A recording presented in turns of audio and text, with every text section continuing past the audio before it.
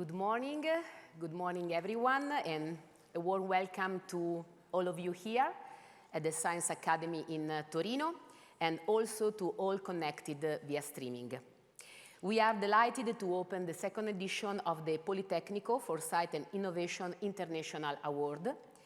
The award was established by Politecnico di Torino in 2025 to recognize excellence in addressing the major collective challenges of innovation through strategic vision on an international scale. Each year, the award is presented by a director upon recommendation of the Energy and Climate High-Level Group, a distinguished team of European experts from a wide range of disciplines, engineering, economy, social science, law, that supports the university in its contribution to policymaking. The award and the winner are announced during the European Italy Energy Days, the annual international symposium organized by Politecnico di Torino in partnership with the Italian Ministry of the Environment and Energy Security. Last year, the award was presented to Professor Mario Draghi. It's now my pleasure to invite Professor Giovanni De Santi, the chairman of the high-level group, to deliver the opening remarks and share a few reflections on the significance of this recognition and of today's event. Giovanni De Santi, good morning, the floor is yours. Ciao Giovanni, buongiorno.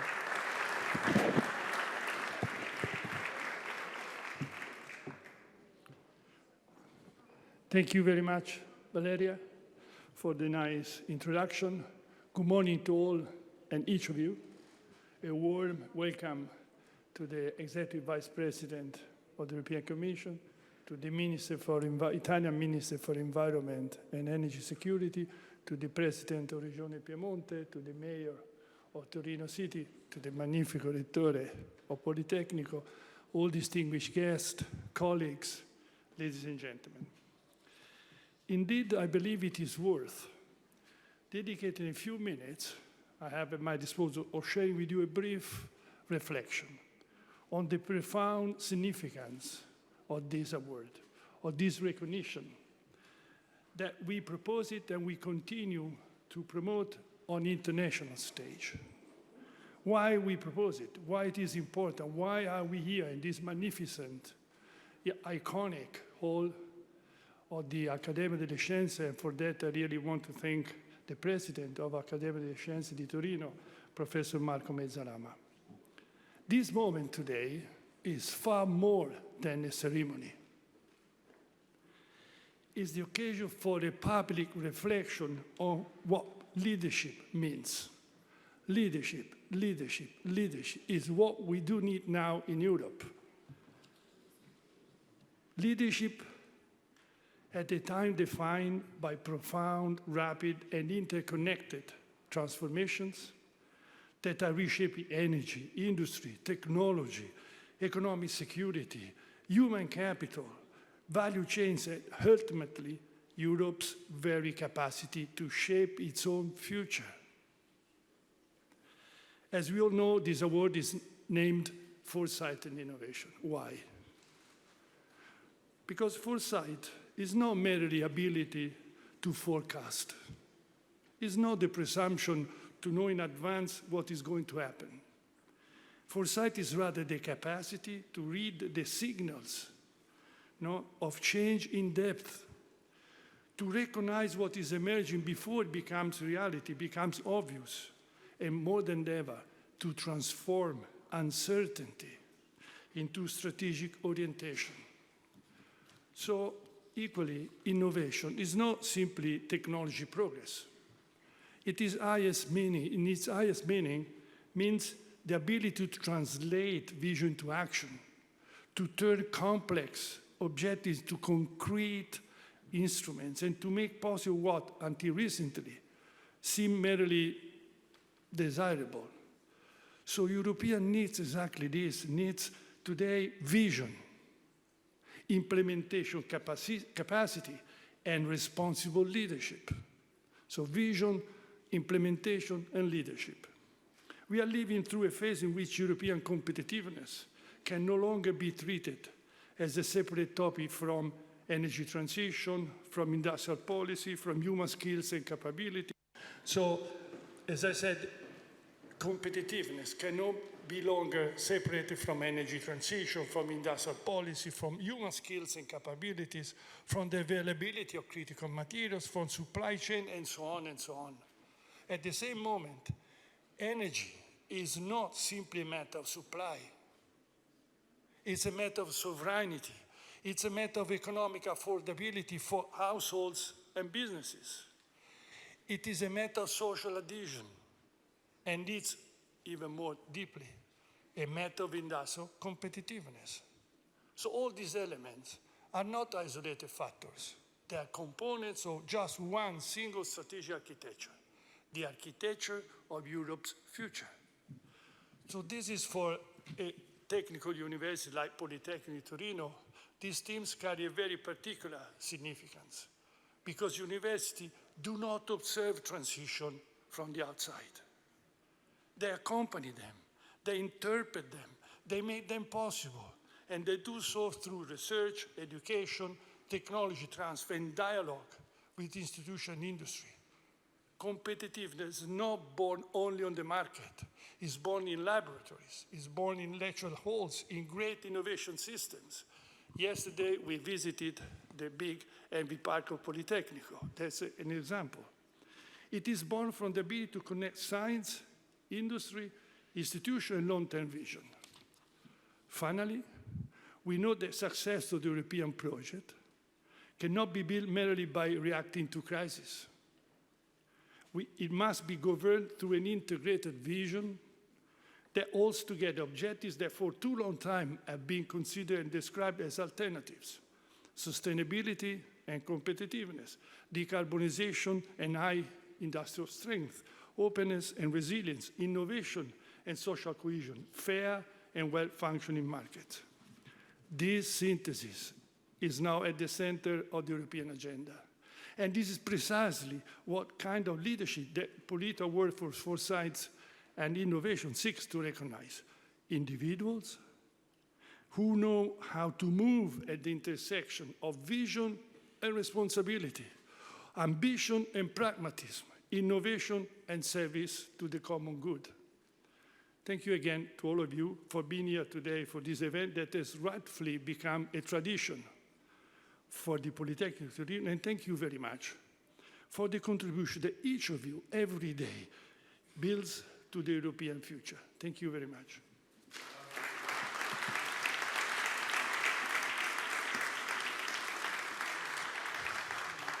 So adesso introduco i saluti istituzionali chiedendo al padrone di casa, al Presidente dell'Accademia delle Scienze di Torino, di aprire i saluti istituzionali, quindi chiedo al professor Marco Mezzalama di prendere la parola. Grazie.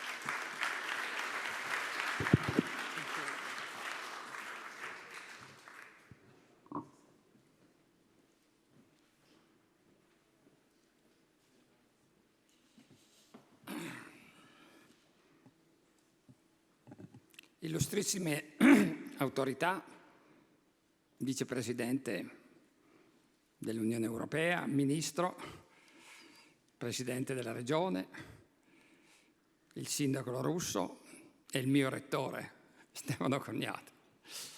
Grazie di essere qui, è un onore per l'Accademia e per me personalmente di ospitarvi in questa, lasciatemi dire, cattedrale della scienza e della cultura, in questa magnifica sala. L'Accademia è un'antica istituzione, nasce nel 1757 e i fondatori sono quei tre signori che sono lì indicati, che sono tre uomini di cultura, tre scienziati, il conte Saluzzo di Monesiglio, in mezzo il grande matematico Lagrange e poi il medico Cigna, ma fu formalizzata nel 1783 da quel signore qui, che è il re del Piemonte e allora anche della Savoia, Vittorio Amedeo III. Molti significativi soci scienziati hanno percorso questi corridoi e questa sala. Vi do solo 2 numeri. Dall'inizio dell'Accademia il numero di Nobel soci sono stati 55 e attualmente i Nobel soci sono 5. Noi siamo attualmente 200 soci circa, il 20% sono soci internazionali, perché io ritengo fondamentale una dimensione europea della scienza. La scienza non ha barriere e non può averle, quindi la dimensione nazionale è riduttiva. Soci importanti in questo lungo percorso: Darwin è stato nostro socio, Champollion, che è stato lo scopritore dei geroglifici egizi, e tra l'altro vi ricordo che, mi fa piacere, che il museo egizio nacque in Accademia, perché quando Drovetti portò i reperti egiziani dall'Egitto a Torino, il re li affidò all'Accademia, che poi con saggezza decise di costituire l'attuale museo egizio. Ma altri soci illustri, mi limito a quelli italiani, sono Avogadro, Fermi, Manzoni e così via. Adesso se li cito tutto non chiudo più il mio intervento. Quindi mi permetto di dire una cosa che secondo me non è nota a tutti. Il nostro socio, grande scienziato, Charles Babbage, all'inizio dell'Ottocento decise di inventare una macchina che si chiamava Analytical Engine, che era sostanzialmente un computer meccanico. Ebbene, quella intuizione, quel progetto, quel tentativo di costruzione è basato sugli stessi principi degli attuali calcolatori: un'unità di elaborazione, una memoria e così via. Per cui noi orgogliosamente diciamo che l'informatica è nata a Torino, qui in questa sala e lì, su questa tavola. Chiudo ricordandovi il motto dell'Accademia, che in latino è Veritas et Utilitas. E la verità della scienza è uno dei nostri scopi fondamentali, quello di diffondere un'informazione scientifica corretta in un tempo che purtroppo è inondato da fake news di antiscientismo. Quindi il mio è un appello a tutte le istituzioni culturali, guardo il mio rettore, a difendere con forza la scienza, perché senza una corretta informazione scientifica il mondo non si innova e non va avanti. Vi ringrazio molto di essere qui e vi auguro una buona giornata. Vi dico ancora una cosa. Guardate questi 2 mappamondi. Questi 2 mappamondi sono i secondi più grandi mappamondi al mondo. Il primo mappamondo più grande è a Parigi, poi ci sono questi 2, 1688. E se voi guardate questo, vedete che la California è un'isola separata dall'America. Forse Trump sarebbe contento. Grazie.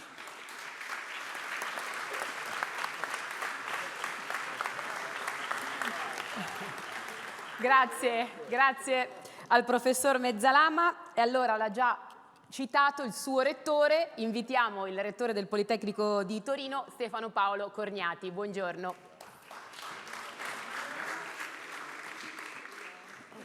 Grazie a tutte e a tutti. Faccio i miei saluti alle autorità che ha già fatto Giovanni e grazie davvero di essere venuti. C'è sempre un grande affetto nei confronti del Politecnico di Torino che va oltre quelli che sono i formalismi, quindi grazie davvero. In In questa giornata che passiamo, le 24 ore che ho avuto l'onore di vivere con la Vicepresidente Teresa Ribera, ho apprezzato la sua umanità e la sua capacità di interpretare le sensibilità di un territorio.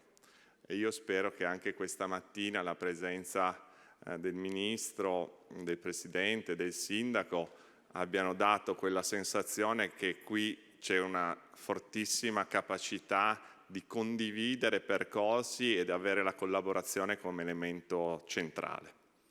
Questo penso che sia uno dei grandi valori del nostro territorio, quello della capacità dell'ascolto, che oggi non è una cosa scontata, e attraverso l'ascolto delle posizioni di tutti trovare poi delle posizioni di sintesi. Questo è anche il significato di questo premio. Sono molto contento e ringrazio il Presidente Mezzalama e l'Accademia perché con oggi iniziamo la tradizione di avere in questa bellissima sala il momento celebrativo. Questo è un premio dell'Accademia, un premio del Politecnico e come detto a Teresa, che mi ha permesso di chiamarla per nome, quindi la chiamo per nome, con oggi inizia a far parte della comunità del Politecnico e di questo dobbiamo essere onorati, grati, ma anche dare questo messaggio che il premio è un premio che comporta per tutti noi la responsabilità di avere una visione. E la visione introduce la responsabilità di guardare sul medio-lungo periodo e gli Atenei in particolare hanno questa necessità di costruire su un orizzonte temporale che è quello lungo il futuro del proprio Ateneo, ma che è il futuro dei giovani e delle giovani. E per questo io sono molto felice di iniziare questo percorso insieme a Teresa, però soprattutto spero che tutti insieme abbiamo restituito questa sensibilità che in questo territorio si vive come una grande famiglia, rispettando gli altri e alla fine cercando di trovare delle soluzioni comuni per il bene di tutti. Grazie.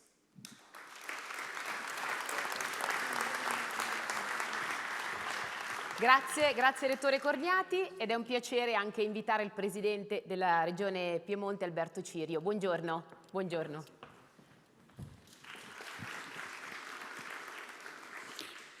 Carissima Vicepresidente, benvenuta, bentornata a Torino, bentornata in Piemonte. Bentornato, lui è già piemontese, ma al nostro Ministro per l'Ambiente, Gilberto Pichetto Fratin, un saluto naturalmente al Sindaco, al Prefetto, alla signora Procuratore Generale, alla signora Procuratore Generale, a tutte le autorità militari che sono presenti.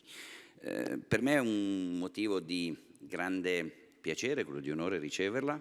Io sono un europeista convinto e ho avuto la fortuna anche di poter rappresentare per tanti anni il mio Paese al Parlamento europeo e quindi incontrare un esponente così autorevole della nostra Commissione europea è un'occasione davvero importante che dimostra anche la centralità che questa regione con il suo Politecnico, e ringrazio il magnifico Rettore, vuole avere nelle dinamiche europee e nelle dinamiche internazionali.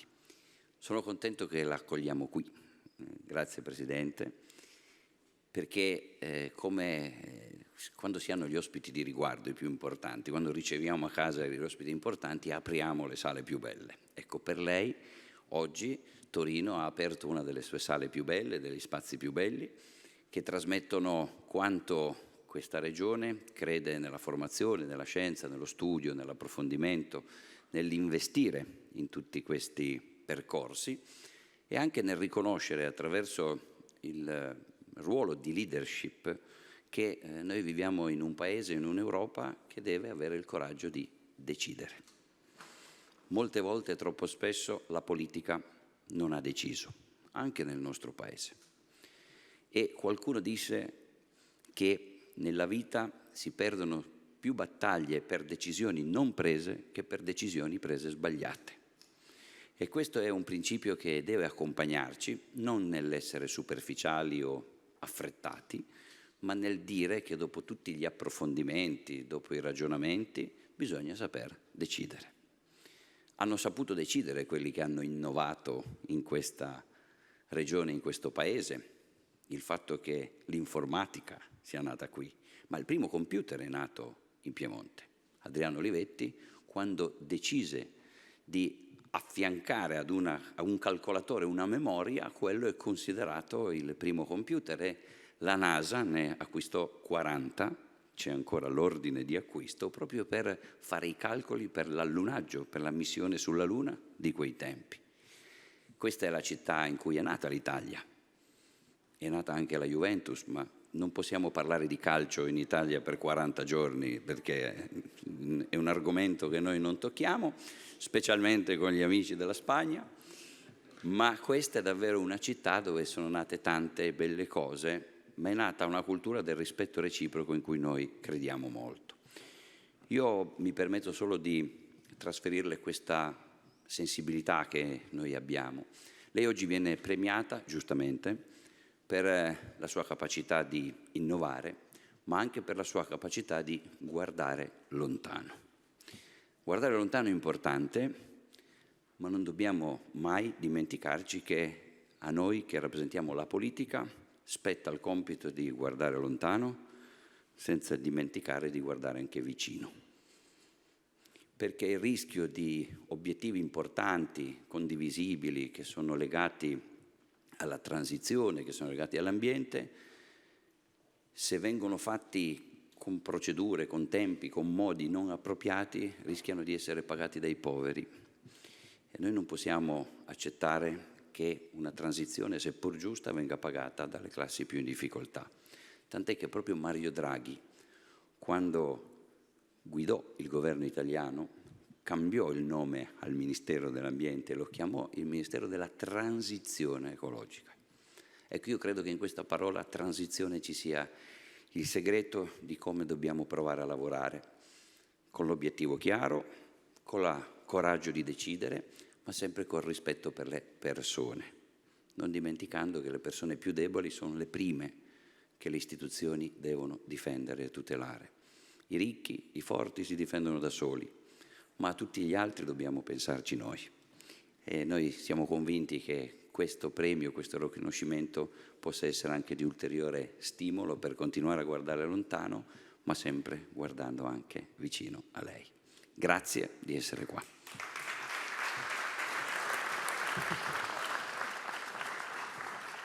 Grazie al Presidente Cirio e passiamo adesso al Sindaco della città di Torino, Stefano Lorusso. Buongiorno. Buongiorno. Signora Vicepresidente, illustri ospiti, Stefano, grazie davvero, te lo dico da amico, da collega e da sindaco, di aver istituito questo premio internazionale nella nostra città, nel nostro Ateneo, e di averlo intitolato a due parole importanti, Foresight Innovation. No? Se uno cerca su ChatGPT, che ormai io guardo solo più ChatGPT, non guardo più Google per le traduzioni, guarda e osserva che cosa vuol dire Foresight, traduce credo lungimiranza. Innovation invece insomma, è più facile da tradurre. Lungimiranza e innovazione sono, credo davvero, quello che oggi viene chiesto ai decisori pubblici, e sono due cose che apparentemente sono sinergiche ma talvolta rischiano di non esserlo. La lungimiranza significa avere una classe politica, una classe dirigente in tutti i settori in cui si prendono le decisioni, che sappiamo non sono solo le istituzioni elettive, che davvero fa della lungimiranza una delle sue cifre caratterizzanti, anche nella capacità predittiva di quello che in qualche modo potrà capitare, e declina le scelte guardando veramente al bene comune dell'oggi, ma anche al bene comune del domani. Noi oggi in Europa viviamo alcune emergenze molto, molto evidenti e basta guardare i dati. Noi siamo in questa sala poi ancora di più evocativo, no? Gli uomini di scienza si basano certamente sulla idealità, ma poi questa idealità deve poter atterrare sui dati, e i dati ci dicono con grande chiarezza dove sta andando l'Europa, e l'Europa sta andando verso una emergenza demografica continentale di proporzioni inedite, sta andando verso una perdita in molti settori, se non ci sono inversioni di rotta, della supremazia tecnologica, sta andando verso una dimensione che in qualche modo, alla luce dei cambiamenti geostrategici degli ultimi mesi, che sono in qualche modo evidenti, che hanno cambiato gli ultimi 80 anni di equilibri internazionali, rischia di marginalizzare il ruolo invece che deve avere l'Europa. Allora, di fronte a questa constatazione, è chiaro che una classe dirigente lungimirante si pone, innanzitutto lo vede questo tema, e poi si pone il problema di costruire una strategia che prova a invertire questa dimensione. E io credo davvero che ci siano tutte le condizioni per cui questa straordinaria intuizione che poi è l'Europa, che è stata una cosa che insomma in qualche modo, pur con tutti i difetti e tutti i limiti che via via escono e tutte le critiche, continua a essere un'enorme intuizione politica, io penso davvero che abbia tutte le condizioni per essere protagonista del cambiamento e dare risposta a quello che il Presidente Cirio in qualche modo evocava, e cioè una capacità di coniugare sviluppo e coesione sociale. Perché sviluppo e coesione sociale, che nel Novecento talvolta nel dibattito politico sono stati messi tra di loro in contrapposizione, no? Per cui si parlava di sviluppo e si era di destra, si parlava di coesione sociale e si era di sinistra. In realtà, se li guardiamo nella loro, e lo guardiamo con onestà intellettuale, sono due facce della stessa medaglia. Non esistono territori che sono capaci di essere competitivi a livello internazionale che non siano anche coesi socialmente, e la coesione sociale è una condizione necessaria per avere un territorio innovativo. E quindi bisogna investire in innovazione, in sviluppo e in coesione sociale. E la politica queste cose qua le deve dire, deve provare a farlo anche al di là di una, come dire, anche un pochino stantia retorica che in qualche modo pone cose che in contrapposizione non sono, strumentalmente in contrapposizione. Tutto questo per consentire di fare innovazione. L'innovazione noi immediatamente la decliniamo sul tema tecnologico, ma l'innovazione è tante cose diverse, è anche innovazione sociale, capacità di comprendere i problemi sociali della nostra società e comprendere che dobbiamo essere innovativi nelle soluzioni, nella strumentazione per risolvere questi problemi, anche quelli sociali, perché oggi in una società che sta vivendo, forse neanche con questa piena consapevolezza, un cambiamento che è pari a quello della rivoluzione industriale, che la rivoluzione digitale e l'intelligenza artificiale sempre più accelera questo cambiamento. Le società sono sempre cambiate, non è che da sempre, ma quello che sta cambiando ed è cambiato radicalmente è la velocità di questo cambiamento. E immaginare di essere capaci di innovare anche la strumentazione con cui noi affrontiamo queste sfide dello sviluppo e della coesione sociale sono la risposta necessaria in questa fase storica in cui pensieri e parole e linguaggi e stili che pensavamo dimenticati in un passato remoto, che puntano a dividere, a segregare e a in qualche modo impaurire le persone, si combattono con gli esempi positivi, più che con tanta retorica, si combattono con le azioni e si combattono difendendo quei valori che sono la democrazia, che non è mica un dato acquisito per sempre e non è un dato diffuso in tutto il mondo, la libertà, che non è un dato acquisito per sempre e non è una situazione culturale diffusa in tutto il mondo, libertà e democrazia che sono condizioni valoriali, prima ancora che politiche e istituzionali, che hanno reso possibile 80 anni fa mettere insieme persone che fino a pochi mesi prima si stavano sparando nelle trincee, si stavano uccidendo, costruendo questa grandissima cosa che è stata l'Unione Europea. E noi dobbiamo dirlo con chiarezza e dobbiamo continuare a lavorare perché la risposta al cambiamento, alla velocità del cambiamento, la dà solo un rafforzamento della dimensione europea che non ha alternative possibili, perché qualunque alternativa possibile consegna i nostri singoli paesi a una marginalità progressiva e chi dice il contrario o mente, sapendo di mentire, o si illude. E il compito dell'accademia, della politica è anche in qualche modo dire le cose con questa chiarezza. Grazie davvero Vicepresidente di essere qui con noi in questa città, che le dà il benvenuto, grazie al Politecnico di Torino per questa intuizione che sosteniamo convintamente. Grazie.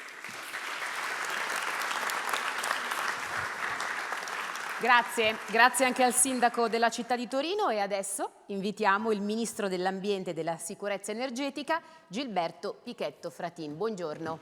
Sì. Grazie. Un grazie al Politecnico, naturalmente, al nostro Politecnico e un saluto a tutte le autorità, ma un saluto particolare io lo devo a Teresa. Anche perché sono un po' un veterano ormai della sfida europea e ho conosciuto Teresa da collega ministro del Regno di Spagna, vicepresidente del Regno di Spagna e oggi da vicepresidente della Commissione Europea. Non è che siamo sempre andati d'accordo, quindi, però c'è da dire a fianco che c'è un rapporto molto stretto, molto serio, molto corretto che si fa leva sulla onestà e la competenza di Teresa Ribera. E quindi quando Stefano Corgnati mi ha detto quest'anno la valutazione e il premio va a Teresa Ribera, dico dammi subito la data perché non posso certamente mancare, perché veramente di cuore. Grazie. E questo perché? Perché mi fa piacere essere qui con il motore, uno dei motori della nostra realtà italiana, che è anche il Politecnico, e la gratitudine anche per cosa fa a favore del Ministero e del sottoscritto, che gode del loro lavoro e del beneficio del loro lavoro, ma è la gratitudine che ha questa realtà per uno dei motori di sviluppo citati dal Presidente Cirio, dal sindaco Lorusso, proprio come i passaggi verso il futuro. E il futuro, questa città ha visto tanti passaggi verso il futuro, ha visto i passaggi verso il futuro già a partire dal 1866, ma e naturalmente col periodo più glorioso della prima rivoluzione industriale, che è stato dal 1880 al 1910, dove è nato un po' di tutto. È nata la Fiat, che è nato il grande automotive a livello europeo, ma è nata la tecnologia, proprio la grande tecnologia, è nata quella che allora l'idroelettrico, che poi è diventata la telefonia nel nostro paese. E quindi era un luogo che esplose di iniziativa. Poi abbiamo rivisto la grande ondata di migrazione dell'anno successivo, grazie a queste condizioni di essere una realtà ricca. E oggi è al centro di quello che è il cambiamento. E il nuovo cambiamento è un cambiamento tecnologico, è un cambiamento figlio della ricerca, è un cambiamento figlio delle competenze, delle professionalità, è figlio di quel qualcosa che entra e deve entrare come discriminante tra chi va avanti e chi rimane fermo. E la discriminante è chi riesce di giorno in giorno ad aumentare le proprie competenze, ad acquisire nuove competenze, acquisire quelle che sono le nuove conoscenze ai vari livelli, ai livelli più alti, così come ai livelli professionali più bassi. E questa sfida, questo territorio che può davvero vincere, ma guardate, non è la sfida di Torino, è la sfida che sta vivendo la transizione a livello europeo. È la sfida che deve vivere un'Unione Europea che certo è ancora tanto difficile, vero Vicepresidente Ribera? È ancora tanto difficile perché è anche difficile mettere assieme con le stesse regole realtà con 60.000 euro di reddito pro capite come la Germania e 8.000 euro come alcune realtà, la Bulgaria mi sovviene.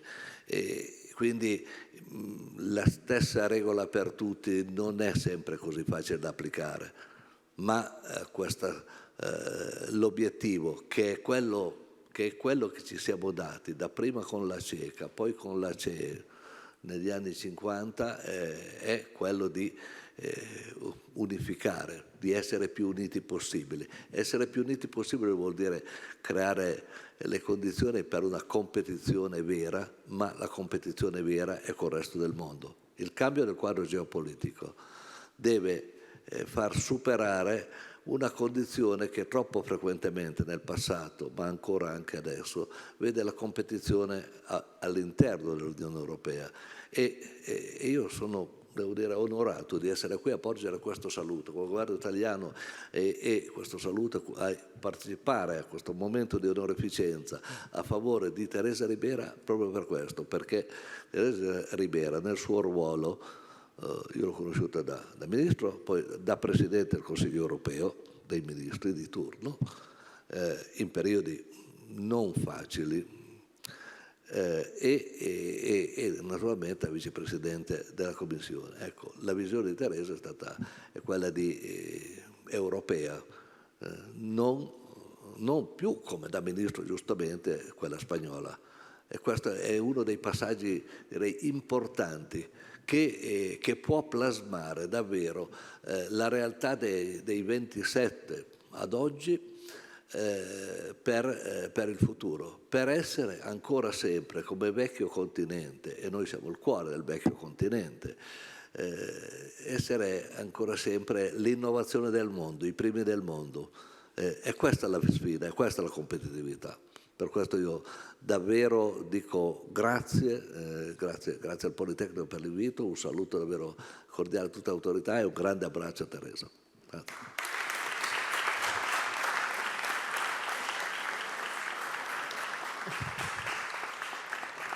Grazie. Grazie al Ministro.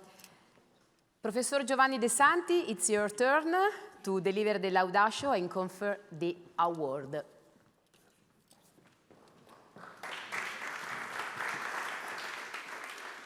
See, ladies and gentlemen, now we approach the highlight of today's event, so the core moment, no?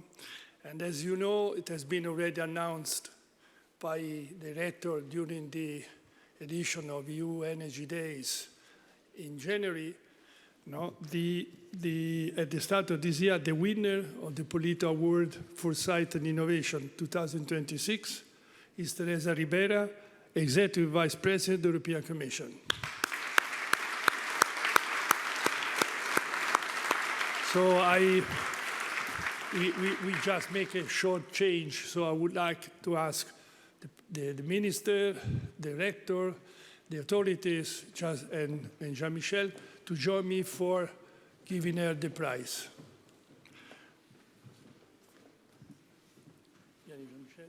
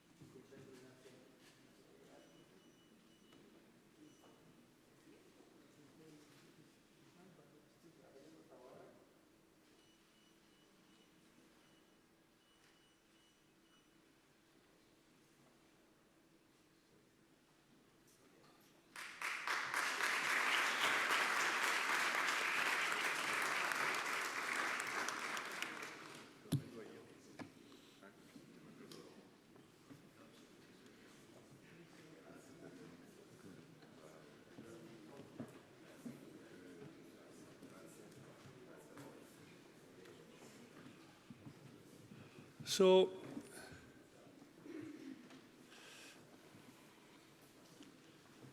Jean-Michel? So, let me now read the laudatio, so the motivation for the selection of the 2026 laureate. As proposed by the international teams of high experts, European experts, of the Politecnico di Torino named high-level group, which I have the honor to chair together with Professor Jean-Michel Glachon. And as approved, of course, this has been the suggestion, the final selection through a very rigorous procedure, and then finally approved by Director Professor Stefano Corniati. So I start now the laudatio, dear Teresa. So, distinguished Executive Vice President of the European Commission, dear Teresa Ribera. I closed my opening a few minutes ago by saying that PoliTO Award for Foresight Innovation seeks to recognize figures who know how to move at the intersection of vision and responsibility. An award such this does not celebrate individual merit alone. It recognizes a broader capacity, that of interpreting change and giving it direction. It recognizes figures who understand that progress is not only technical, but also political, institutional, and strategic. It's to you that we direct our recognition today for the accomplishment of your public career, for the accuracy of your institutional vision, for the contribution you have offered over time to building a European agenda capable of holding together transition, competitiveness, skills, public responsibility, and strategic vision. The accomplishments rooted in your institutional career is of exceptional distinction, built over time through roles that made Teresa Ribera one of the highly respected European figures, as we heard before by our minister, in the fields of ecological transition, climate governance, and public policy for sustainable development. Prior to her current European appointment, she served as Deputy Prime Minister of Spain, Minister of Ecological Transition and Demographic Challenge, and before that as Secretary of State for Climate Change and Director General of the Spanish Office for Climate Change, contributing directly to the definition of environment and climate policy. To this institutional experience, which is important for us, but she also added an international and intellectual profile, forged as Director of IDRI, the Institut du Développement Durable et des Relations Internationales in Paris, one of Europe's authoritative research centers on sustainable development policy. Within this trajectory, her prominent role at the COP25 in Madrid, hosted by Spain in 2019 under the Chilean presidency, stands as a landmark moment, made possible also through the strong commitment of the Spanish government and their own political and organizational leadership, confirming her international credibility on climate and multilateral cooperation. Don't forget, leadership is our key word today. In her present role of Executive Vice President of the European Commission, Teresa Ribera operates at the heart of some, even too many, most decisive questions facing the Union: clean transition, European competitiveness, protection of European markets and economy, energy, climate, industrial transformation, and the safeguarding of strategic assets. Huge portfolio, really huge portfolio. Her role in the Commission is linked directly to the construction of a transition that is clean, just, and competitive. In continuity with the objective of the European Green Deal, which we support, the Draghi report, and with the imperative of strengthening Europe's industrial base. Her current responsibility also extends to competition policy, market fairness, innovation, digital markets, and the conditions that allow European innovators to grow and compete. I said yesterday to Miguel, I don't envy you, because the head of cabinet with such a huge empire is very difficult to coordinate all these policies, but still, good luck. So, her true leadership recalls a fundamental truth. The future of Europe will not depend on choosing between sustainability and competitiveness, but on the capacity to build them together with all and for all us Europeans. It will depend on reducing strategic vulnerabilities without abandoning openness, on accelerating defossilization without weakening European manufacturing, on strengthening energy security without losing sight of social equity, on securing materials, skills, infrastructure, and investment without losing overall policy and political vision and direction. This is a genuine idea of Europe. A Europe that chooses to face the actual complexity, not by retreating, but by building capacity. And it's within this vision that the profound meaning of Teresa Ribera's presence here today is found. For our students, some of them are here. We like as a tradition to invite also students, young researchers. She represents a reminder of the public responsibility that expertise entails. For our researchers, a signal of the important scientific knowledge holds in shaping Europe's great strategic roles and choices. For our industrial partners, a clear reference point. Competitiveness of tomorrow will be built through innovation, investment, resilience, and cooperation. For institutions, the demonstration that it's possible to exercise a leadership capable of holding together ambition, balance, and concreteness. And finally, for the audience at large, the most sacred promise to transform Europe, to be able to keep its own best and to add better. As I mentioned at the very start of this event today, we are not only celebrating an award, we are celebrating a vision of Europe. This is what we Europeans desperately needed most. And if I may, I'd like now to quote a Spanish poet that I like very much, and maybe you too like, Antonio Machado. He wrote, "Caminante, no hay camino. Se hace camino al andar." Viandante non esiste il sentiero si fa camminando, agendo, prendendo iniziative. No, traveler, there is no road. The road is made by walking, by doing, by taking initiatives. And this is exactly, Teresa, what we European citizens ask you to implement, to show us the way to go and make Europe great again. A Europe that invests in its own energy autonomy.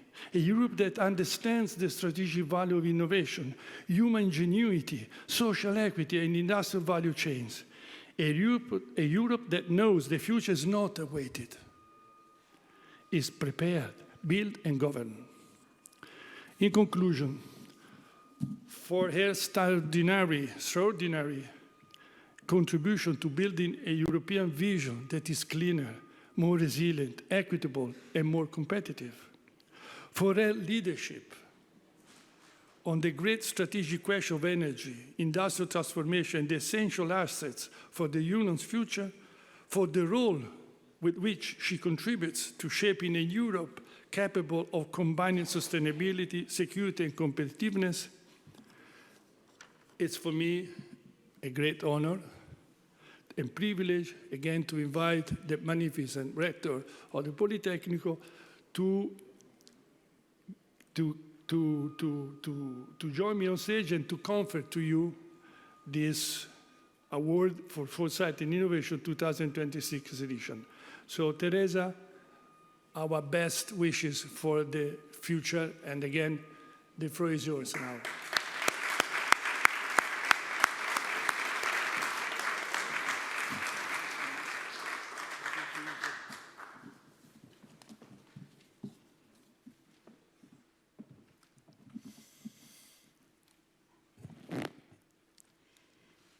Magnificent Rector, President of the Academia, President of the panel, members of the juries, colleagues, friends, I'm really moved.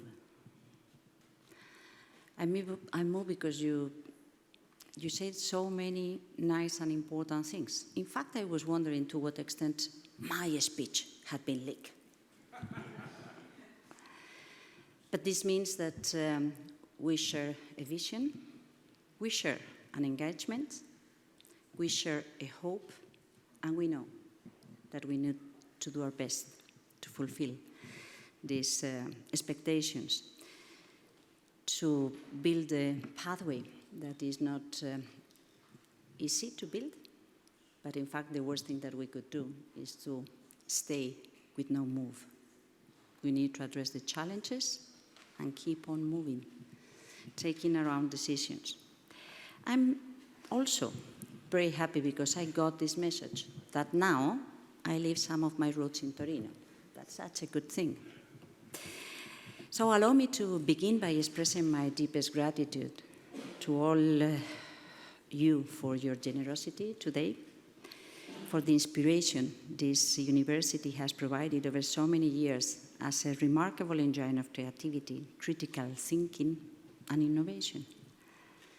For the academia in this magnificent room that pays tribute to culture, knowledge, and books.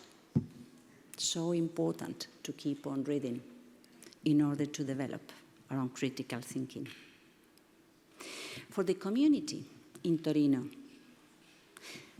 every single group that belongs to this community, industrial partners, civil society, researchers, academia, people with institutional responsibilities, or people that want to contribute to this very challenging experience of change.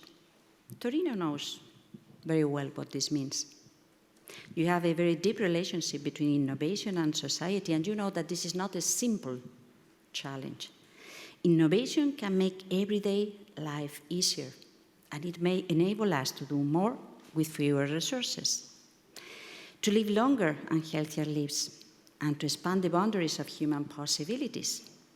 Yet, innovation also brings uncertainty, the challenges of adaptation, transitions in labor markets, in cities, concerns about how we can prepare future generations for a rapidly evolving world. You said it very well. Time is one of the most scarce resources.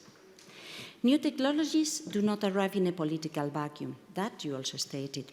Embedded within every technological transformation, there are essential questions, such as who shapes innovation, who defines the rules, who benefits from access, who bears the cost, and ultimately, who captures the rewards. And this is precisely where Europe's model matters. At this crossroads, between innovation and fair access to its benefits, we recognize Europe's central political challenge for decades. We recognize the ultimate goal to keep on building together. And now that we are in this sudden turmoil all over the world, we know that we want to strengthen our union and ensure its success in a context where economies, trade, energy, raw materials, and even the suffering of people fleeing war and hunger are increasingly weaponized. That's not the world we expected. But it is like it is today, and we need to afford and to overcome that. I would say that as a committed European, I know our union represents one of the most ambitious political, social, and economic innovations in modern history. More than 70 years ago, a courageous generation of visionary leaders made the extraordinary decision to build peace and prosperity beyond narrow national interests, and I'm sure that that was not an easy decision, not an easy exercise. I would also add that as a member of the so-called progressive political family, I remain deeply committed to the idea of progress shaping the conditions that allow European values to flourish while ensuring a high quality of life for all citizens. But allow me to share with you a nice conversation with a very good friend of mine from the so-called conservative political family. She told me, I am a conservative person because I want to preserve what is good. Are these two visions, progressive and conservative, incompatible? No, of course not. There may be issues where we may hold differences, but we share some ultimate goals, even if we differ views on how to achieve them. What we must confront is not differences themselves, but disrespect and misuse of political disagreement. We should instead build on that spirit, keeping a people-centered vision on how to respond to the challenges. There is great room to find common ground, protecting what has been achieved in the past while shaping a better future. And it is time to recover this spirit to shape the means, to ensure our best together, to remind why we are here. Is this innovation in politics, or it is simply a reminder of what is expected of us? This is a relevant question at a time when public debate is often framed in terms of trade-offs. Competitiveness versus social justice. Industry versus environmental protection. Deregulation versus standards. Values versus power. Peace versus strategic capabilities. The reality requires us to find a way to integrate each of these elements. Sustainable competitiveness is not possible with impoverished citizens lacking rights, just as an industrial model cannot succeed for a very long time without taking a smart strategy that respects the limits, the nature, the climate. We cannot accept simplifications that dismantle our shared environmental and social standards across our continent. We need to find our way. Our duty is to make this balance work in practice and ensure it is supported by the society. And Europe and our union do matter in this discussion. A month ago, I attended the ceremony for the 2026 Charlemagne Prize Award to Mario Draghi. In his speech, he rightly observed that Europeans are now truly along together. Yet, he also reminded us that we face a profound opportunity to rediscover Europe, to recognize once again what binds us together, and to define what we want to build collectively. Rediscovering Europe means building progress upon the foundations of solidarity, respect, reliability, integration, creation of wealth to ensure well-being. It means acting with courage and unlocking the full potential of a united continent.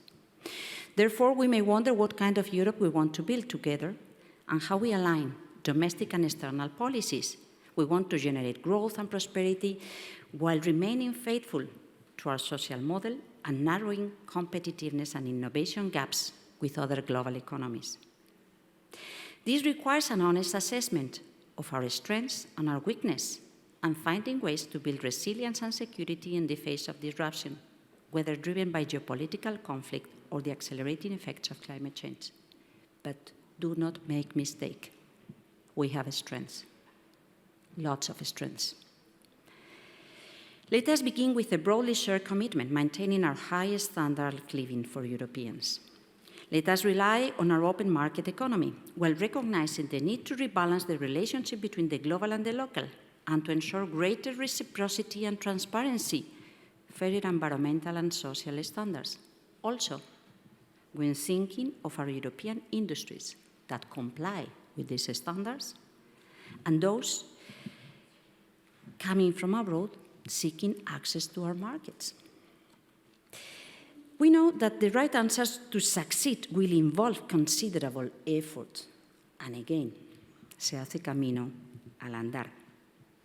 They will require us to realign our external policies to a more unpredictable and fragmented world, while continuing to defend the rule of law, the individual rights and freedoms, peace, prosperity. Sustained growth calls for deepening the single market, reducing strategic dependencies, managing security risk, developing smarter and more balanced ways to produce goods and services. But it is also a great opportunity to build around a common endeavor that keeps us together and bravely engaged. In fact, it is the only way forward. This may mean accepting the most ambitious member states leading the way for a while, to be followed by others, as we did with the euro. Because staying frozen, stop and prevent action is not a way forward. This also means that to succeed, we should never forget the changing conditions, the large impact of climate change in the conditions where we operate and design our decisions. Regardless of the narratives we hear, whether framed as threats or instruments of fear, there are things that we cannot ignore. Climate impact in our life and economies, resources constraints. We need a new thinking of economic and politics, a new social contract between generations and people living today in the very same planet, in our very same continent. We can join forces to provide the right answers. In this new economic paradigm, clean tech, in particular, clean energy solutions, clean tech for industrial value chains to make wise use of resources, to identify new materials, to identify new solutions, artificial intelligence. These are not simply sectors of growth. They are the iceberg tips shaping our success or our failure. It is within this context that innovation is already taking shape. Not as a story of isolated geniuses of mavericks, because innovation, as it has also been recognized, is a collective endeavor. Public schools, universities, publicly funded research, shared infrastructures, commitment coming from the industrial community are among our most valuable collective instruments. They form the foundations upon which many technological breakthroughs are built. Exchanges, discussions, peer reviews, they cannot be replaced by algorithms. Algorithms may help, but we need this broad exchange of our own emotions, sensitiveness, based on data. The partnership between public and private efforts, our collective work, has delivered real results, and this city is a magnificent example of that. Science, knowledge, clean tech solutions, renewable energy, digital transformations have generated real gains in productivity, connectivity, human capability, and human well-being. Addressing any eventual disparities is essential yet for innovation to retain public trust and legitimacy. Democracies must remain strong, and inclusion and fairness are the safeguards to underpin prosperity in our societies. Citizens must feel empowered, not only to understand and benefit from change, but also to participate in shaping it.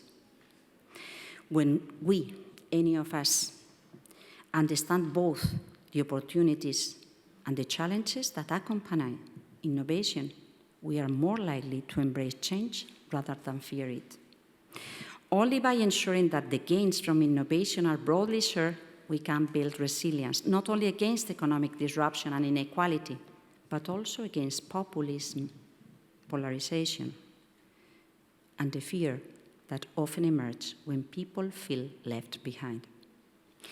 Let us turn to consider the challenges posed by climate change and energy. Never in human history has the threat of environmental, economic, and social disruption been so widespread and tangible. The evidence is no longer confined to models or theoretical projections. It is visible in the data and increasingly apparent in people's lived experiences, from extreme weather events and rising temperatures to biodiversity loss and mounting pressure on natural resources. The pace of change is alarming, as it is difficult to fully comprehend, while the consequences of inaction will remain with us for generations. This irreversible nature of many of these changes is now well established by science. And despite the overwhelming body of evidence, we may still waste time saying that we can delay, or that it is not so obvious, or that it is ideologically biased. We cannot waste time in that. The challenges are enough troubling to inverse the priorities.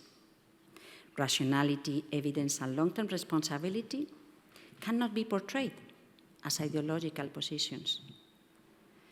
In reality, it is the opposite what we need to do. Delaying action means accepting greater risk, higher cost, and deeper human suffering in the future. It places short-term interest above the collective well-being of present and future generations. And allow me to say, in full accordance with the President of the region, this doesn't mean that the answer is easy, evident, or univocal. We need to pave the way. We need to build the pathway. It means that the lack of action is deeply costly. It's harmful. It is unfair. It means that the challenge before us is not only technological or economic, and it is. It is also political and societal. Building a sustainable future requires us to place scientific evidence at the center of the decision-making, to resist the temptation of paying attention only to the challenges of today, forgetting about the long-term challenges. We need to build the bridge between today's challenges and tomorrow's vision. Innovation, investment, and collective action are not optional choices. They are essential tools for preventing greater instability and ensuring a more resilient and equitable future, and to the limit, to ensure democracy has a chance. It is in this setting where innovative industrial processes, effective solutions with new materials meet competitiveness. It is in this setting where energy transition becomes climate and economic security, industrial opportunity, and a strong social shield. Fossil fuel dependence creates geopolitical vulnerability, climate costs, and long-term fragility. Recent years have made clear the risk of volatile energy prices linked to geopolitical tensions. Decarbonizing the European economy is not only a climate or moral imperative. It is a strategic transformation that fosters our competitiveness, our resilience, our economic sovereignty, our capacity to keep on building our industrial soul. This transformation demands the best of all of us, a candid dialogue between researchers and technologists, between individuals and policymakers, civil society organizations, investors. Optimizing complex energy systems in real time, including the management of renewable generation, storage, demand response, grid infrastructure, and continental scale, the type of things that you work on, is precisely the type of challenges that we will need to afford. But it is also the type of challenge that maybe AI can handle efficiently. AI can accelerate the discovery of materials for next-generation storage and clean energy technologies while enhancing the modeling of industrial processes to identify the most effective decarbonization pathways or the most effective use of the existing infrastructure. The tools now available represent a genuine advance over what existed a decade ago, but we should acknowledge that new tensions may come. AI systems themselves consume significant and growing quantities of energy. The International Energy Agency projects that data centers will account for a rapidly growing share of global electricity demand between now and 2030, with real implications for grids planning and investments with distribution costs and benefits. In the access to scarce resources and eventually driving competing tensions that cannot be ignored. This is why, in the Commission, we decided to develop an energy AI roadmap, trying to treat the two domains as intertwined rather than separate, to complement the different flagship initiatives for this decade. Overall, for Europe, the transition to net zero is not a cost imposed on the economy.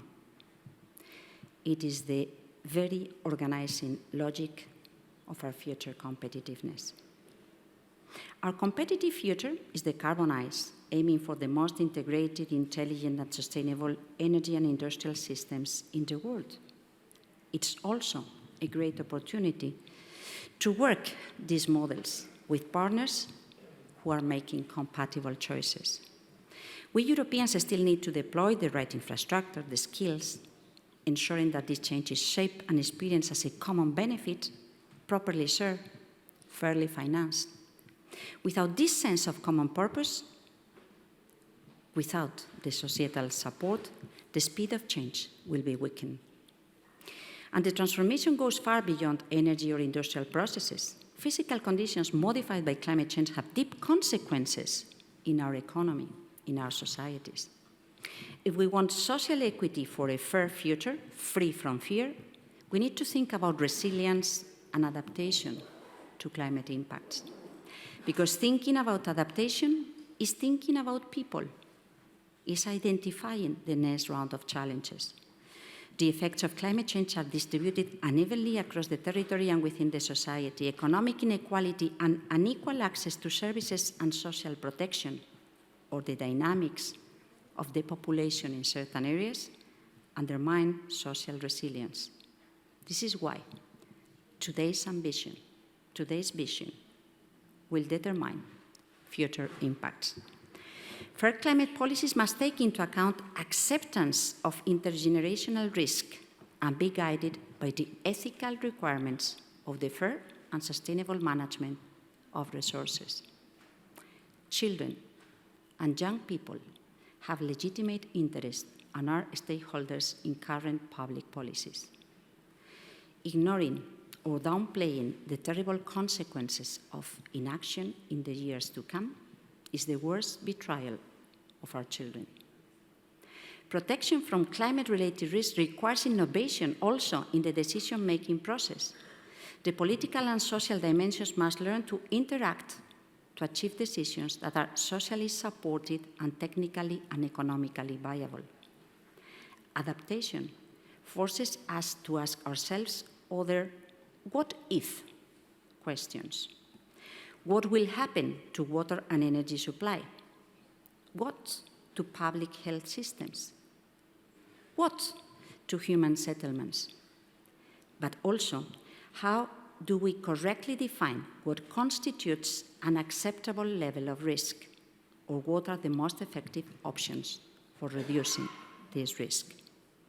And this cannot be an abstract and global scenario. Managing the looming risk, the double scenarios, and the adequate responses should be guided by the resilience by design principle. This becomes a huge and demanding need. Useful innovative tools are emerging. For instance, a stress test for identifying critical environmental and social points, local scenario visualizers, local players, mayors, municipalities. This can help to integrate data from various socioeconomic disciplines to enable tailored solutions.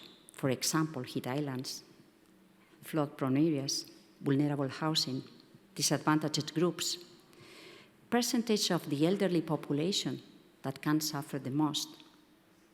They link knowledge, the best available science on risk and public management with a very local focus. Because, let's not fool ourselves, the danger is not fear itself, but not having right answers to respond to fear. The key lies in balancing knowledge of risk with the solutions to them. Avoiding the perception of risk is dangerous because it can create a false sense of security. Undermining people's ability to respond to extreme events is not a solution. Having no convincing answers to face the challenges doesn't help either. Much like climate change and the energy transition, artificial intelligence is no longer a question reserved for engineers or innovation policy alone, even if it is. It is rapidly becoming a political, economic, and societal question, one that will shape not only productivity and competitiveness, but power, governance, and democracy itself. Artificial intelligence offers major opportunities. Used wisely, it has the potential to improve lives and expand human capabilities in remarkable ways. But artificial intelligence is not only transforming markets or promoting efficiency in value chains. It determines how citizens receive information, how decisions can be made, ultimately, how democratic decisions are formed. So to support the idea of efficiency. And we want to build a people-centered digital future that strengthens prosperity, fairness, and democratic resilience. Europe must develop its capabilities with confidence and coherence and reduce dependencies on technologies developed elsewhere, hosted elsewhere, governed according to priorities defined elsewhere, risking our ability to shape our own future. Europe has always benefited from openness and cooperation, but openness cannot be unbearable dependency or acceptance of an increasing social divide. It means preserving the capacity to make choices. Europe must understand, audit, and govern the technologies that increasingly affect core public services. We must invest in research, in computing capacity, in digital infrastructure, in skills, to identify where we can reach the materials that we may be needing. We must support research centers while retaining the talent it helps to educate. We need to work together in this field. Digital markets naturally tend towards concentration, access to data, computing power. The scale creates enormous advantages for a small number of actors right now. And where economic concentration becomes excessive, power concentration may eventually follow. Again, do we want to live together? Are we engaged to preserve our democratic models? That is what we already witness: capacity to frame visions and develop winners and losers, power to control freedoms and liberties, to shape every single aspect of the functioning of services and business, to design perceptions and influence thinking. And again, innovation is not only related to technology, it comes back to governance and social involvement and how we frame the challenges in the most appropriate way, including the fair distribution of benefits and costs. So, you will not be surprised when you already hear about the need to discuss taxing robots. Final, on another major ongoing challenge, our vocation to act as a political actor in today's geopolitical context. How can our values be relevant and respected? How can we defend the rule of law and the legacy of the San Francisco Charter in a world where the use of the force and breaches of the international law have become a reality, even among some of our traditional partners? At the edge of a new era, Europe holds a very special responsibility. We need to ensure the new paradigm can still rely on the very fundamental principles that provided the setting for peace and prosperity as never achieved before. We cannot risk missing what we have built. How do we build an updated, effective multilateralism, or how can the European remain a credible soft power when others are increasingly relying on coercive tools? The debate on whether a pragmatic federalism applied to both external and domestic dimensions is already open for discussion in Europe. Enhanced cooperation, coordinated responses are within reach and are still effective. We cannot miss that opportunity. We may need new approaches to the decision-making process, including a broader use of qualified majority voting in foreign relations to ensure a credible European voice. Failing to build options to express the European voice means irrelevance. Or 27 foreign policies that may be cacophony or contradictory. That doesn't count on sufficient strength to be credible and to have an impact. We need to remain together. This could mean broad majority being backed by individual member states, as it has been the case when contesting US President on Greenland demands. It could mean not objecting to a decision supported by almost all, but silence or lack of position and action is not an option.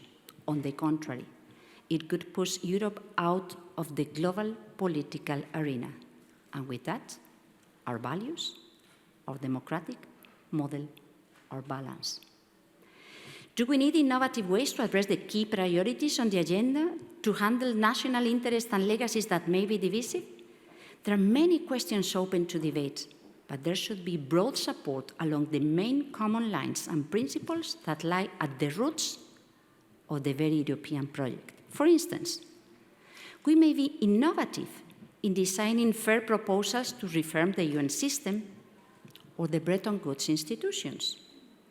But we should never give up on multilateralism and its objectives, nor to the financial stability and solidarity as the foundations to ensure sustainable development worldwide. For instance, we may be innovative in designing arrangements to reach long-lasting peace and prosperity.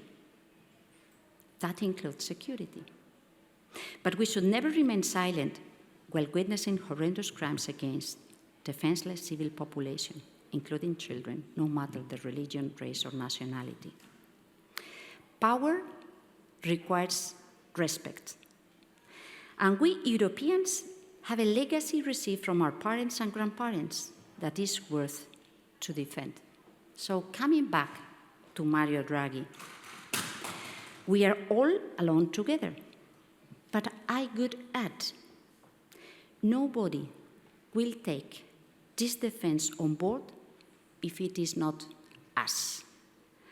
The good thing is that we are not the only ones aiming similar goals, and we still have the strength to build a credible move, to connect the dots,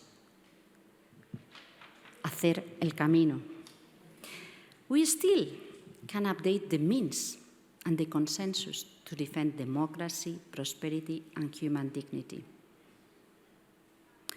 And it is not necessarily easy, but it is a must.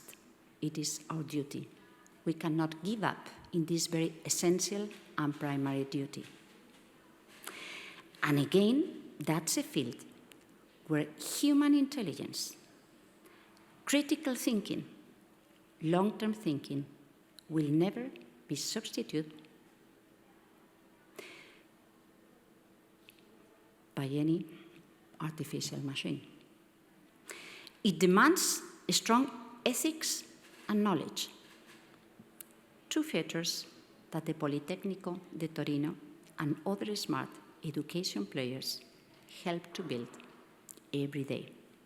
So thanks a lot. We count on you. And do remember, it's our duty and we can do it together. Thanks a lot.